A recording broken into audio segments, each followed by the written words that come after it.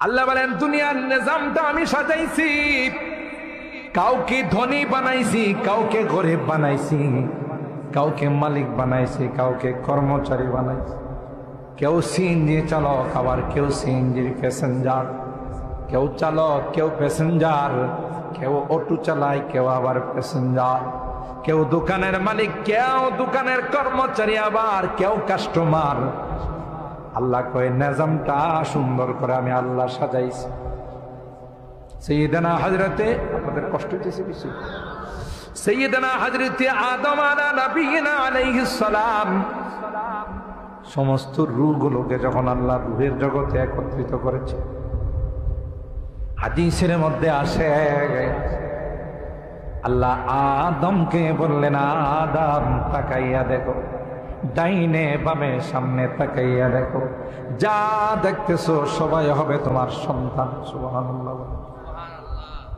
হযরত আদম দেখলেন কেউ সুন্দর, কেউ কালো, কেউ লম্বা, কেউ খাটো, কেউ ধনী, কেউ গরিব, কেউ মালিক, কেউ কর্মচারী।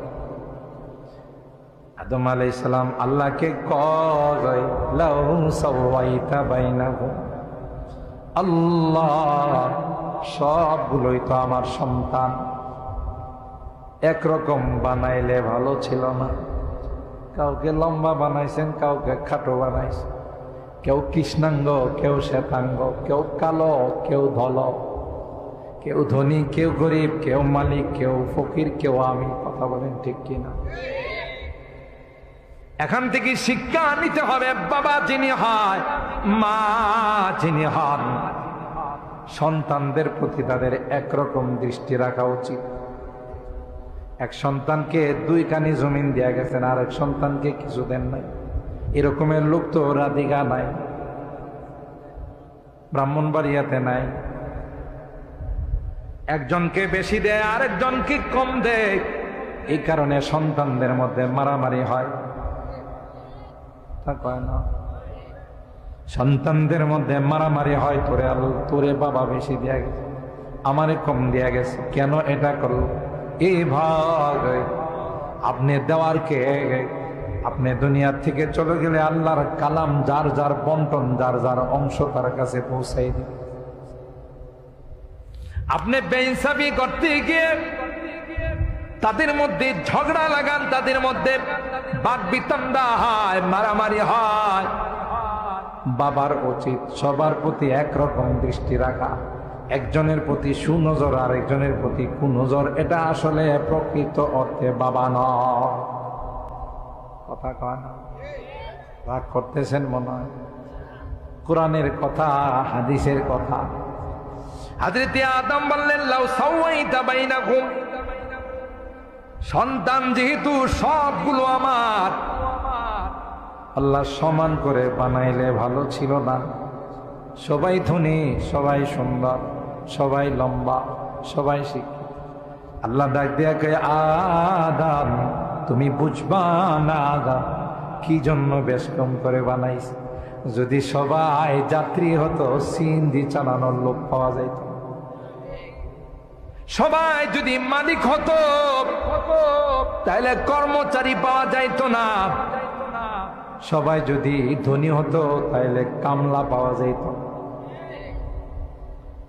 এখন দেখবেন আল্লাহ এমন সুন্দর করে সাজাইছেন, আপনি রাধিকা থেকে ব্রাহ্মণবাড়িয়া যাবেন, অটো চালক, সিএনজি চালক দাঁড়াই থাকে। ভাই শহরে যাবেন, কাউতলি যাবেন, ভাদুঘর বাস স্ট্যান্ডে যাবেন, আসেন। ওখানে আপনাকে এত কষ্টের মধ্যে বিভিন্ন গর্তের মধ্যে চালায়া নেওয়া যায়। আপনি যখন 20 টাকা, 30 টাকা, 40 টাকা তাকে দেন, সে কিন্তু খুশিতে আনন্দে আত্মহারা হয়ে যায়। আপনি হাঁটা লাগে নাই, আপনি সিএনজি করে আপনার গন্তব্যে পৌঁছে গেলেন, আর ওই সিএনজি চালক সিএনজি চালাইয়া সেও খুশি, আপনি ওখানে পৌঁছে খুশি। জোরে বলুন ঠিক কিনা? রিক্সা চালাই, রাত নাই, দিন নাই, বৃষ্টি নাই, রুদ্র নাই, আপনি যখন রিক্সাতে ওইটা জায়গা মতো পৌঁছে যখন তারে 50 টাকা 60 টাকা দেন, খুশি হয় না? বেজার টাকাটা পায় কয়, স্যার আমার নাম্বারটা নিয়ে যান, যত রাতেও আপনি ফোন দিলে আমি আইসা বলি। না আবার মাঝে মধ্যে দেখবেন কিছু রিক্সা চালক যাত্রী নাই বাটিয়ালি সুরে গান গায়, রিক্সা চালায় আবার বাটিয়ালি সুরে গান গায়। কি খুশিতে গায় না দুঃখে গায়? কথা কয় খুশিতে গায়। আল্লাহ বলেন আমি প্রত্যেককে যার যার জায়গাতে বানাই দিলাম, না হয় দুনিয়ার নিজাম নষ্ট হয়ে যেত। কিসমত কিয়া হর শাই কো কসাম আজল নে, किस्मत किया हर शाय को कस्साम अज़ल ने, जिस चीज को जिसके लिए काबिल नजर आया। बुलबुल को दिया नाला व परवाना को जलना, बुलबुल को दिया नाला व परवाना को जलना, गम हमको दिया सबसे जो मुश्किल नजर आया। কি সুন্দর কথা দেখছেন, যাকে যা দেওয়ার তা দিয়ে আমার আল্লাহ সৃষ্টি করেছেন। সুবহানাল্লাহ বলে। কিন্তু আপনি মনে করেন আপনি মালিক হয়ে অনেক বড় ফেরেশতা হয়ে গেছে। হযরত মুআবিয়া রাদিয়াল্লাহু তাআলা আনহু চিঠি লিখলেন সিরিয়া থেকে আমিরুল মুমিনিন হযরত উসমান ইবনে আফফান রাদিয়াল্লাহু তাআলা আনহুর কাছে। বুখারী শরীফের হাদিস। আপনারা মনে করেন না যে হুজুরের মধ্যে বসে গল্প করতেছে, এখন তো বিপদ। বুখারী শরীফের হাদিস না করলো একদল কি করে জানেন, এটা সহিহ হাদিস না। আপনাদের এই এলাকায় নাই, আমাদের ঢাকাতে আছে একদল বাইরেছে, এরা সহিহ হাদিস না জয়ীফ হাদিস না দুর্বল হাদিস বগল বুখারী শরীফ লয়া লিয়া ঘুরে। কথা কন, এটা গল্প না, বুখারী শরীফের কথা। যে আবু যরকে আপনি একটু ডাইকা নসিহত করে দেন, কাহারো ঘরে যদি একদিনের বেশি খানা দেখে কোনো কথা নাই, পিটানো শুরু করে, এ তো বিশাল ফিতনা হয়ে যাইতেছে এলাকায়। তো হযরত উসমান ইবনে আফফান রাদিয়াল্লাহু তাআলা আনহু যেহেতু মুরব্বী সাহাবী আবু যর গিফারি রাদিয়াল্লাহু তাআলা, একটা মাজমা একটা মজলিস বসাইছে। সাহাবীদেরকে বলছেন যে আমি ইদ্তেখার করা, স্টক করা, খোরাক ঘরের মধ্যে রাখার বিষয়ে মাসআলা উঠাও। আপনারা একে একে মতামত দিবেন, তাতে আবু যর গিফারি বুঝে যাবে যে না এটা আমি যা করতেছি ঠিক। এটার সমাধানের জন্য এমন একটা সুরত বাইর করছে। আবু যর গিফারি কেউ ডাকছে, আমিরে মুআবিয়া কেউ ডাকছে।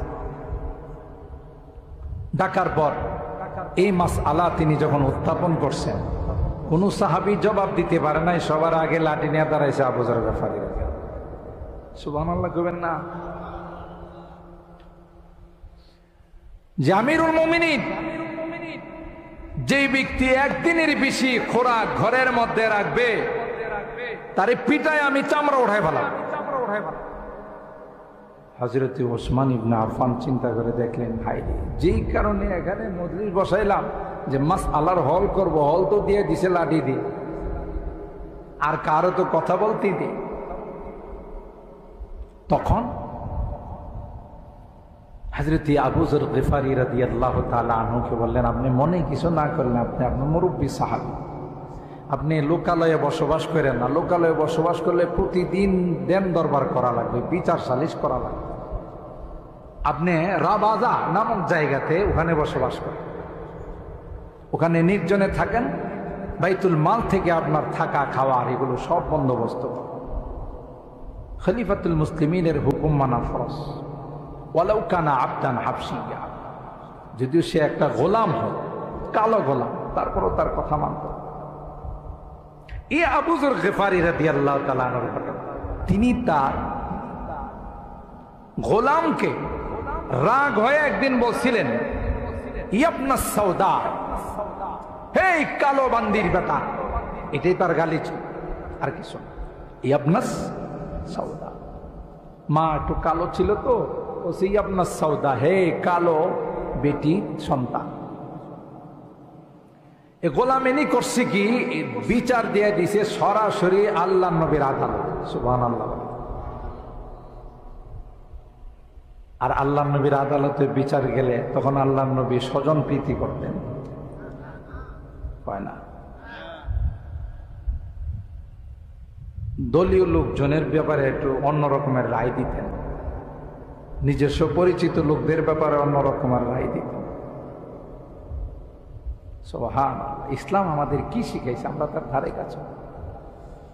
কত মানুষকে নির্দোষ বিভিন্ন কলা কৌশলে তাদেরকে ফাঁসির কাস্টে ঝোলানো হয়েছে। কথা কয় না, ধরা পড়বে না? وَنَضَعُ الْمَوَازِينَ الْقِسْطَ لِيَوْمِ الْقِيَامَةِ فَلَا تُظْلَمُ نَفْسٌ شَيْئًا وَإِنْ كَانَ مِثْقَالَ حَبَّةٍ مِّنْ خَرْدَلٍ أَتَيْنَا بِهَا وَكَفَى بِنَا حَاسِبِينَ। আল্লাহ বলেন কিয়ামতের কঠিন ময়দানে ইনসাফের আদালত কায়েম করব।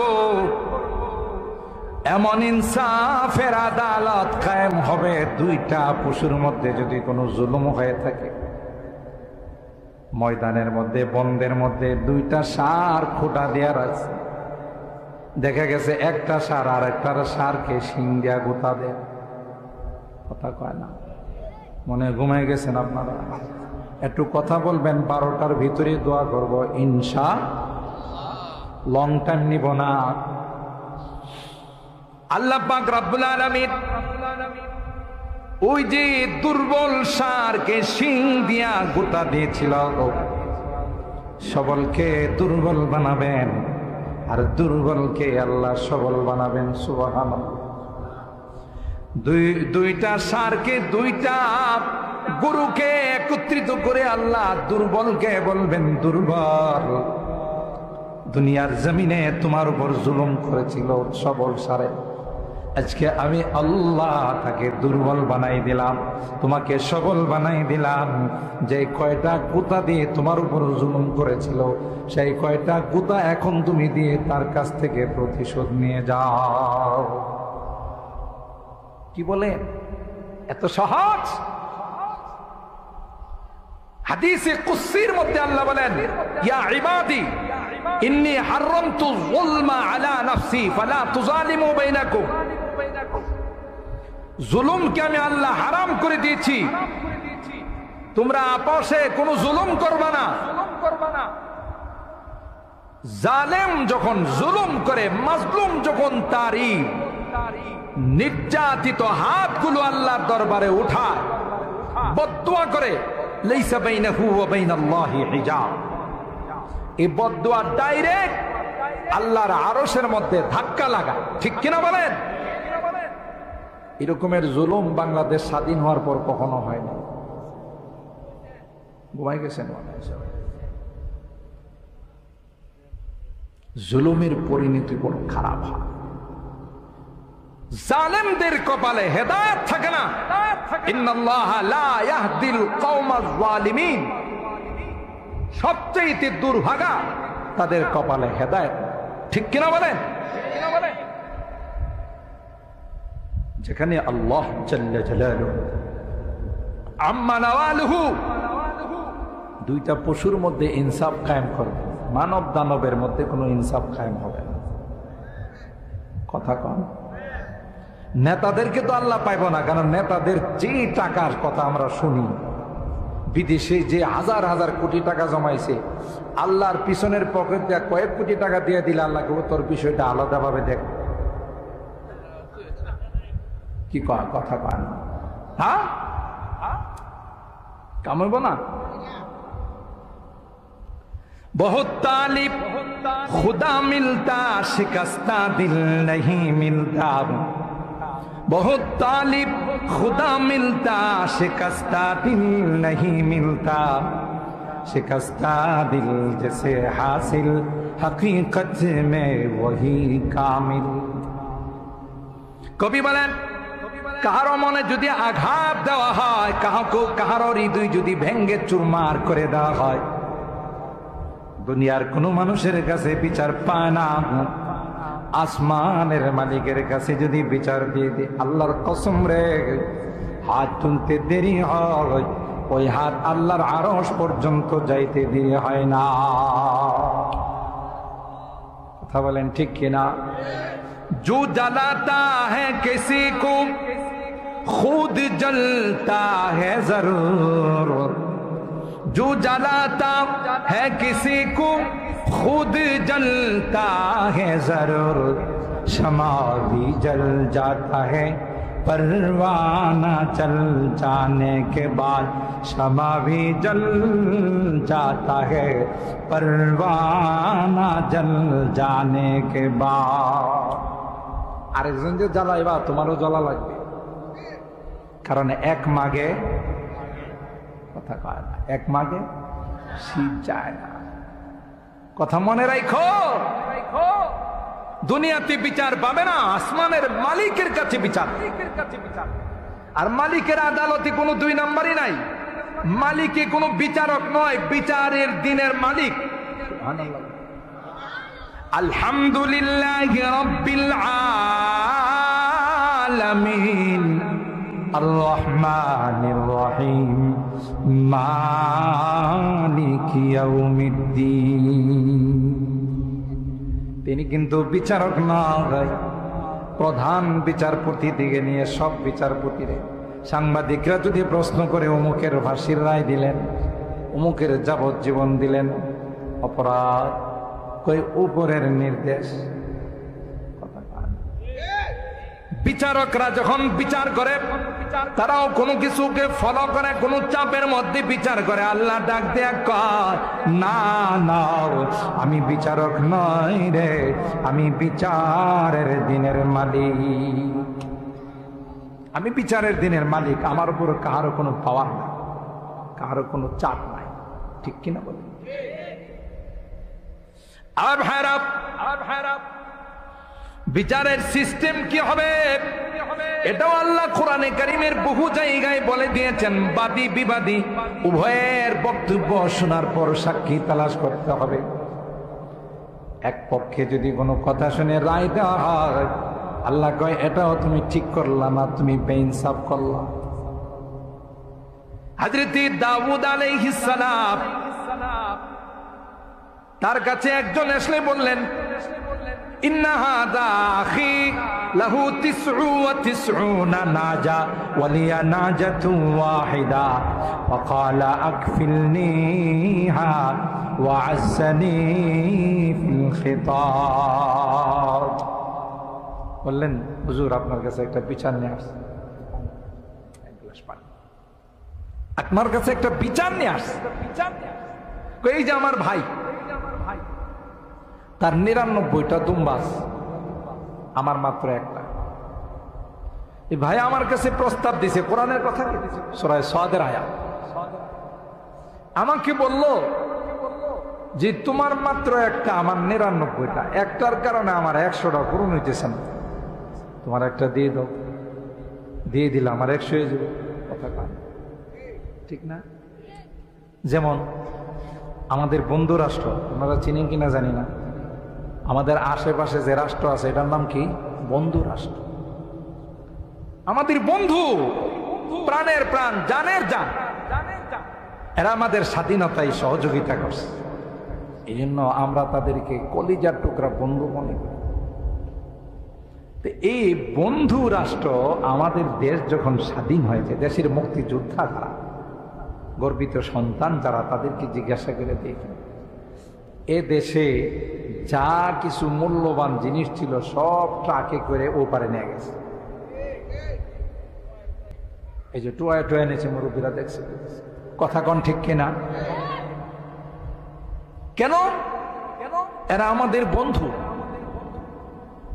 সেপারেট হয়েছে, জুদা হয়েছে পরিবার, তো বন্ধু খবর পাইছে, আশা করতেছে দোস্ত খুব কষ্ট লাগলো, পরিবার থেকে তোমার জুদা করে দিছে, সেপারেট করে দিছে, পৃথক করে দিছে। কি কি পাইছে? কি আর একটা প্লেট, একটা পাতি, আর এরকমের একটা চেয়ার পাইছি, একটা চৌকি পাইছি। তো উনি বন্ধু কি কইতেছে জানেন? বলতেছে যে দোস্ত এগুলো দিয়ে তো আর তোমার সংসার চলব না, তো তুমি একটা কাজ করো, যেগুলো পাইছো এটা আমারে দিয়া দাও, তোমার তো নতুন করে কিনাই লাগবো। কথা কয় না। আচ্ছা বলুন তো দেখি, হে বন্ধু না রাক্ষস? বন্ধু না রাক্ষস?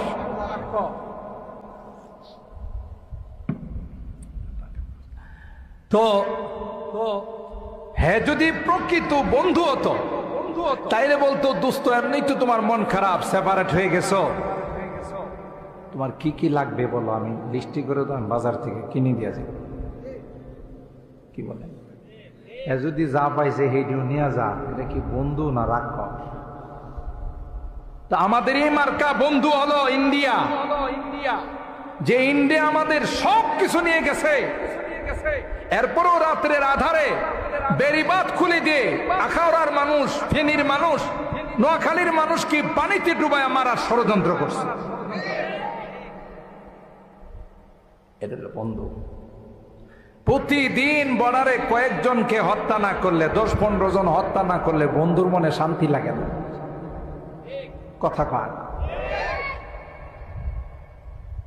বেশি পণ্ডিতি করা ভালো নয়। কোরআনে আল্লাহ বলেন মুসলমানদের বন্ধু কোন অমুসলিম হতে পারে না। কোরআনের কথা সত্য না আপনার কথা সত্য? আল কুফরু মিল্লাতুন ওয়াহিদা, সমস্ত কাফেররা এরা এক, তাদের একটাই মাত্র মিশন, একটাই মাত্র টার্গেট, মুসলমানদেরকে কিভাবে শেষ করে দেওয়া। ঠিক না বেঠি? তাইলে বন্ধু যিনি হন সে তার প্রতি দয়াবান। অমুসলিম মুসলমানের কোনোদিন বন্ধু হতে পারে না। ঠিক কিনা বলেন? এটা মনে রাখতে হবে। এটা মালিকের কথা, আল্লাহর কথা। আল্লাহ হযরতে আবু যর গিফারি শুধুমাত্র বলেছিলেন আপনার সৌদা, এ কালো মেয়ের সন্তান। রাগ হয়ে এই সুটুকুন শুধু বলেছিলেন। গোলামকে পয়গম্বরের দরবারে বলে, পয়গম্বর আপনার সাহাবী আবু যর আমাকে বলে গালি দিয়েছে। আল্লাহ নবী কথা কয় নাই, তুই তো গোলাম, আবু যর হলো আমার প্যারা সাহাবী। দেরি করে নাই পয়গম্বর সাথে সাথে আবু যর, এরা তোমাদের অধীনস্থ হয়ে কাজ করে, তোমার গোলাম, তোমার বান্দি, তোমার কর্মচারী। কিন্তু মনে রেখো দুনিয়ার এই তরতিবটা, নিজামটা কে সাজাইছে? জোরে কোন? সূরাতুল যুখরুফের মধ্যে আমার আল্লাহ বলেন, নাহনু কাসামনা বাইনাহুম মাঈশাতাহুম ফিল হায়াতিদ দুনিয়া ওয়া রাফা'না বা'দাহুম ফাওকা বা'দিন দারাজাত লিয়াত্তাখিযা বা'দুহুম বা'দান সুখরিয়া ওয়া রাহমাতু রাব্বিকা খায়রুম মিম্মা ইয়াজমাউন। আল্লাহ বলেন দুনিয়ার নিজামটা আমি সাজাইছি, কাউকে ধনী বানাইছি, কাউকে গরিব বানাইছি, কাউকে মালিক বানাইছি, কাউকে কর্মচারী বানাইছি।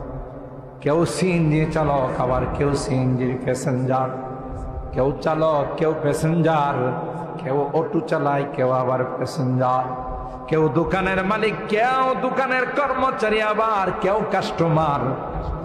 আল্লাহ কয় নিজামটা সুন্দর করে আমি আল্লাহ সাজাইছি। সাইয়েদনা হযরতে, আপনাদের কষ্ট হইতেছে কিছু? সাইয়েদনা হযরতে আদম আলা নবিয়িনা আলাইহিস সালাম সমস্ত রূহগুলোকে যখন আল্লাহ রূহের জগতে একত্রিত করেছে, হাদিসের মধ্যে আসে আল্লাহ আদমকে বললেন, আদম তাকাইয়া দেখো, ডাইনে বামে সামনে তাকাইয়া দেখো, যা দেখতেছো সবাই হবে তোমার সন্তান। সুবহানাল্লাহ। হযরতে আদম দেখলেন কেউ সুন্দর, কেউ কালো, কেউ লম্বা, কেউ খাটো, কেউ ধনী, কেউ গরিব, কেউ মালিক, কেউ কর্মচারী। আদম আলাইহিস সালাম আল্লাহকে কয়, লাউ সাওয়াইতা বাইনাহুম, আল্লাহ সবগুলোই তো আমার সন্তান, একরকম বানাইলে ভালো ছিল না?